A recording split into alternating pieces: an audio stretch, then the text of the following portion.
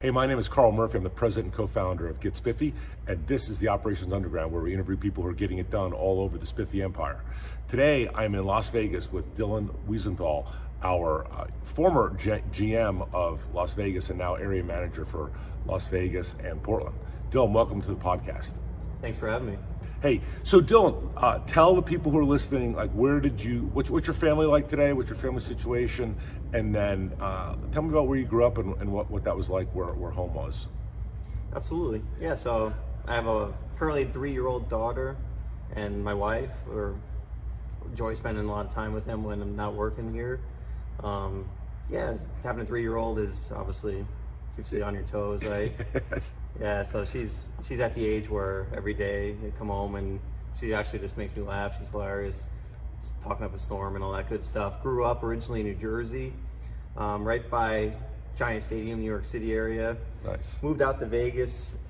Been in Vegas for quite a good amount of time. Moved out here originally with family in younger teens, really young actually.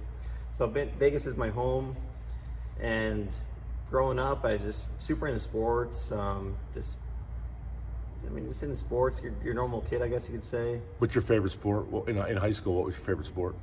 In high school, favorite sport was football, baseball. Huge Yankee fan, huge Jet fan. A lot of disappointment there. Yeah. It's a tough season to be a Yankees and a Jets fan. Yeah, it's getting used to it now, but it's a little rough. I'm a Panthers fan, so I have the same problem, just different state. So you grew up in Vegas. So coming out of high school, what'd you do out of high school? Yeah, so out of high school, was just working. I got a job on pretty much as soon as I turned 16. I started off working at the good old Kmart.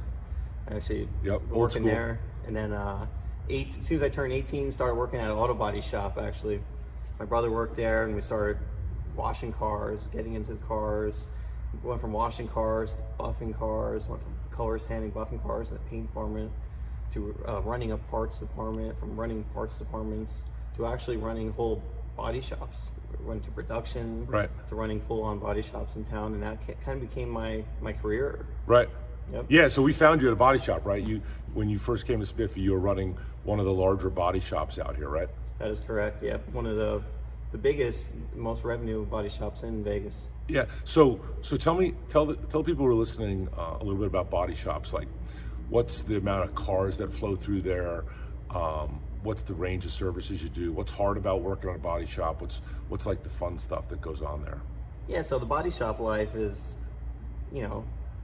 pretty interesting. I mean, we do a range of work from your simple bumper repairs to changing out whole quarter panels, frame jobs, you name it. I mean, the advancements of equipment are continuously just improving. Nowadays, we enter the whole world of the sensors and calibrations and all that good stuff, and then color matching and the technologies on the paint side, technologies in the color sanding, buffing side, color matching. There's these crazy colors you probably see in the streets, these matte finishes, getting all that stuff. It's a whole world that you can dig deep in and just go on the repair sides, and different OEMs such as your BMWs, your Mercedes, how they repair their vehicles compared to how different aluminum repairs to other repairs. You can go on and on. There's the technology in these vehicles keep advancing, and so are the tools and equipment and abilities of all the technicians themselves as well. Yeah. So here at Spiffy, we run 7 days a week, 24 hours a day. The body shop, is that like a 9 to 5 thing, Monday to Friday? Or you guys running 6-7 days a week? What's the work schedule if you're a guy painting cars at a body shop? What's that look like? Yeah, the typical body shop hours are from your 8 to 5, Monday through Friday. You got those body shops now are advancing to the Saturdays, but Sundays are right. Everything's shut down. Same as the dealership world as well. Yeah. So as a consumer, your car gets into an accident and then you want to get it repaired, and it seems like it goes into the body shop like death zone. Like, you give it to the body shop and you don't get it back for like months. What is that true? Is that a real perception? And what causes that? Yeah, so everything these days goes through your insurance company, right? So you get in a car accident, you call your insurance company. The insurance company will recommend you what shop they're directly affiliated with. Right. You don't necessarily have to bring it to that shop, but at 9 out of 10 times you will, because they recommend that you bring it there. And then based on that body shop and their scheduling, which it's really hard, the hiring to hire auto body techs, the ability to get parts needed on these common vehicles are getting harder and harder. And that, in case it takes longer and longer to get your vehicle done, repaired. So at your last body shop, what was like standard, like time to, car gets signed in, I bring it to you on the first of the month. How long does it take me to get the car back? I mean, on average, is it? So like a simple way of putting it, if it's under a $2,000 repair, like it's your bumper job or a small repair, it should be out of there under 3 days. Okay. If you're talking about a larger repair, like a whole quarter panel, side replacements, frame damage, more extensive, then you're gonna go look at, okay, can we get all these parts? That's for one. How long are the parts gonna take to get there? How long is all the work gonna take? You're looking at, some cars sit there for a month. If you're talking about a new BMW M4 for say, all those parts are coming directly from Germany. These Mercedes, all these parts are coming directly from Germany. Overseas, you're talking months to get, basic little brackets. Wow. Crazy. Interesting. So you talked about one of the challenges as a manager being hiring the body shop techs. So you've been a manager here at Spiffy for a year and a half. When did you come here? Yeah, so it's a little over a year and a half. Yeah, you're like 18 months here. So how does it compare hiring staff at Spiffy to compare to hiring staff at like a body shop? Easier, harder, same? It's similar. When you're hiring body techs, there's skilled technicians who are doing a lot of skilled work. Make sure they have certain qualifications to work on certain vehicles, know how to properly weld vehicles, do all that type of work. Here, I really enjoy the process we have hiring here because I have my hand a lot on making sure they're trained properly, making sure they're trained. We can get a technician who has great work ethic, doesn't know anything about a car, and mold that person into what we want them to be, and I think that's fantastic. Yeah, a big part of our competitive advantage, if you're a Spiffy technician, you may not realize this, but we like to hire people who are hard workers and love cars and like being outside, and then we'll teach you everything you need to know. So we have a whole training program around car wash detail. We have a training program around preventive maintenance, oil change, tire rotations. We have a tire training program, and our training team is actually building a training program around diesel mechanic work, especially on the PM side. So it's certainly an advantage here versus some other places. And one of the things that comes with our scale is that we can afford to have this training program and a training team. So what's the hardest person in the body shop world? What's the hardest job to fill in the shop? I would say, from personal experience, having a quality painter is super crucial to your body shop production. Shop. If you have a bad painter, it's going to create delays in the back end. Repaints, costly money going down the drain. Right. Yeah. Is repainting easy, or is that expensive? You sort of hinted at that. That's super expensive. Yeah, to me, it just does it really. To me, it just seems like, well, the guy's going to go back in the booth and paint it. I guess that's not the case. Yeah. If you have a low quality body technician doing big repairs, that's just going to ruin your life, right? Right. If we're talking about big repairs, and there's horror stories around the country of body shops doing repairs incorrectly, and it's you're putting people's lives in danger. Right. So gotta be careful about that. Absolutely. So what's the biggest ticket you've ever written for a repair? Like, what's the most dollars you've ever charged? There was a repair at our shop that was right around the $100,000 mark. $100,000. What kind of car was that? It was a BMW M6, I believe. And so why did they total it?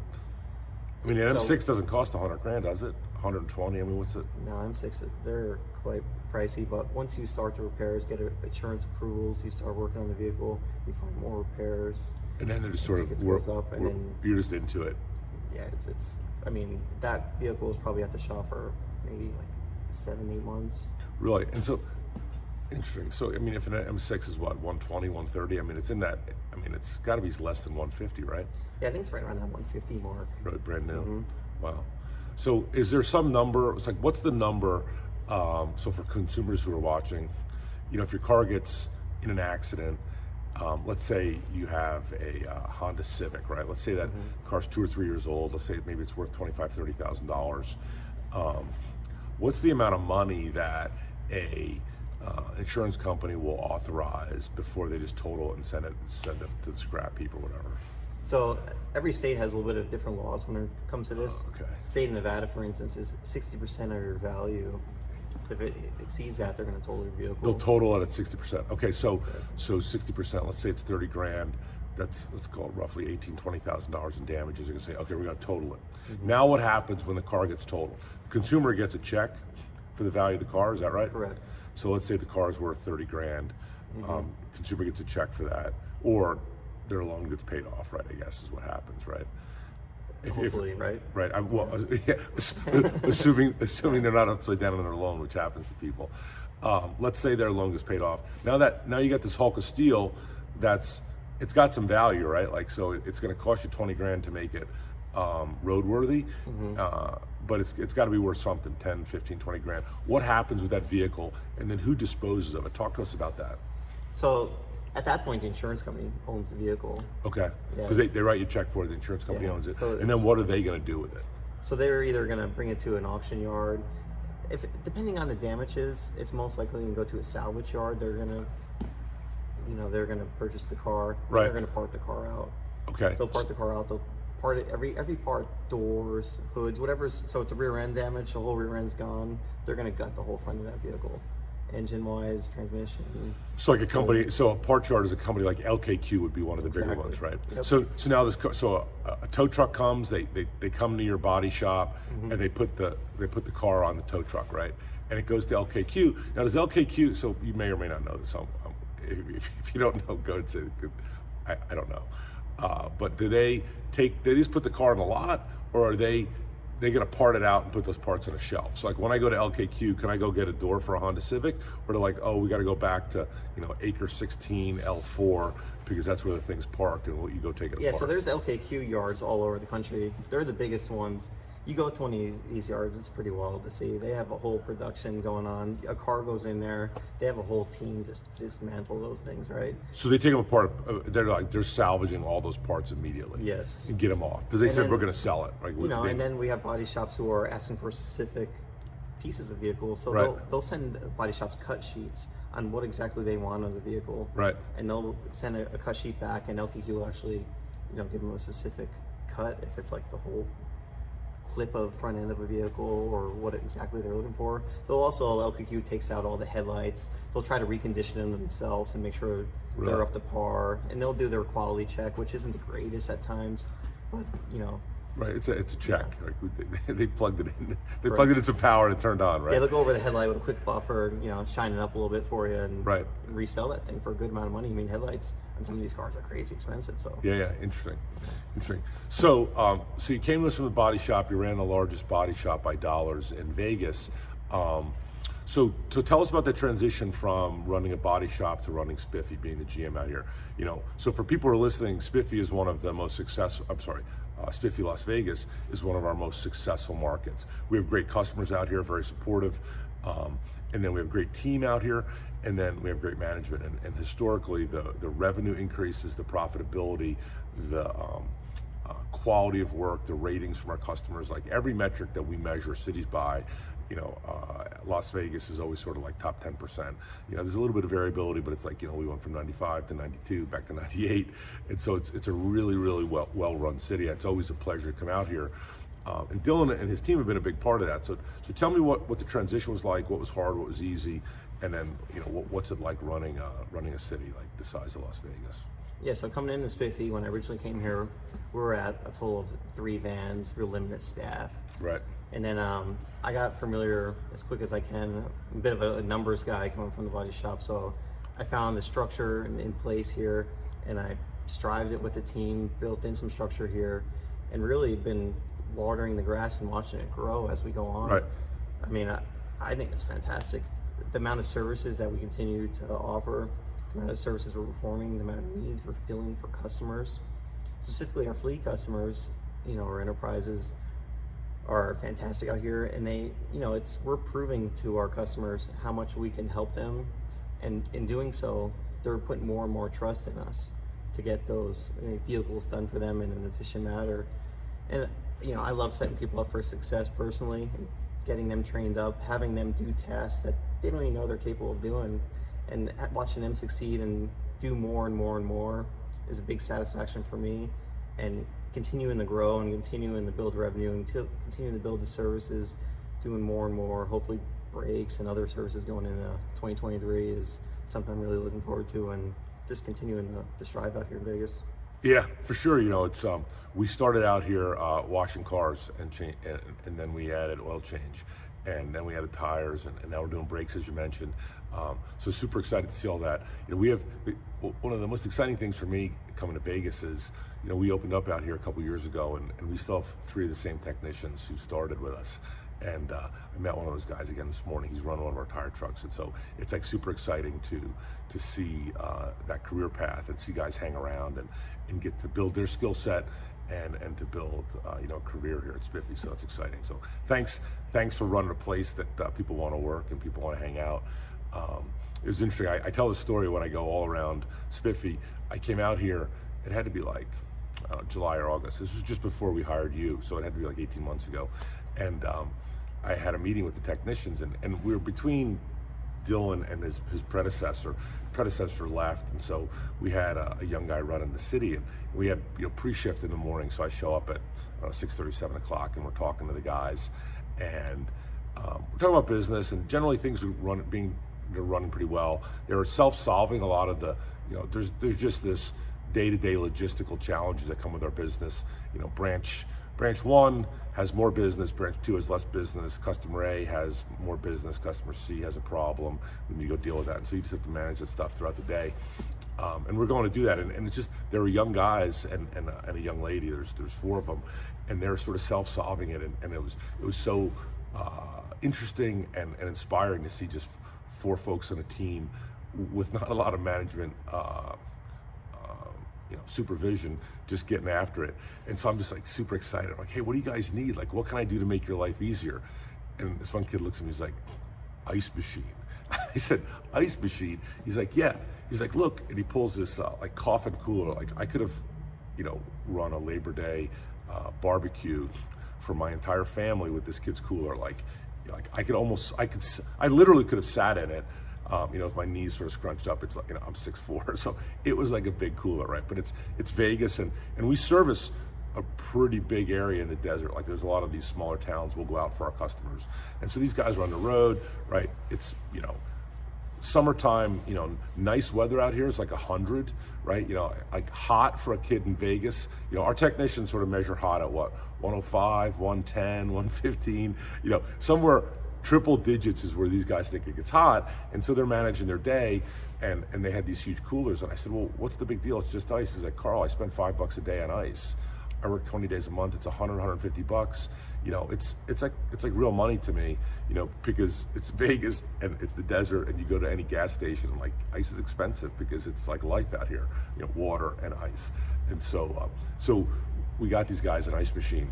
And it was this funny story. There's this woman who runs all of our facilities. Her name's Kathy, and I had this conversation with Kathy. She's like, hey, we need to get a plumber out there, and we need to get an installer, and who's going to do this? You want me to take this on, Carl? And what's our budget for this? And I said, Kathy, just like, please buy the ice machine and get them some bags so we can bag it and like a cooler, a freezer to store it. I said, I think they'll figure it out. And she's like, are you sure? And so we went back and forth, and I said, look, send them. Those guys are so freaking motivated and so good. Like, that thing hits, that pallet hits the warehouse, it'll be installed in like half a day. And for sure, we shipped the ice machine out, and like, she got a notification, hey, the ice machine's coming, the ice machine's been delivered. And then like the next day, the guys sent me a picture, Carl, thank you. It's like, it's plugged in and there's like bags of ice. Like it was less than a day from when it hit the ground to when it was making ice and putting it in. And so it was just great Spiffy story from the standpoint of great employees, simple solutions, and getting things done. So great team out here. So today, what are some of the biggest challenges you have at Spiffy?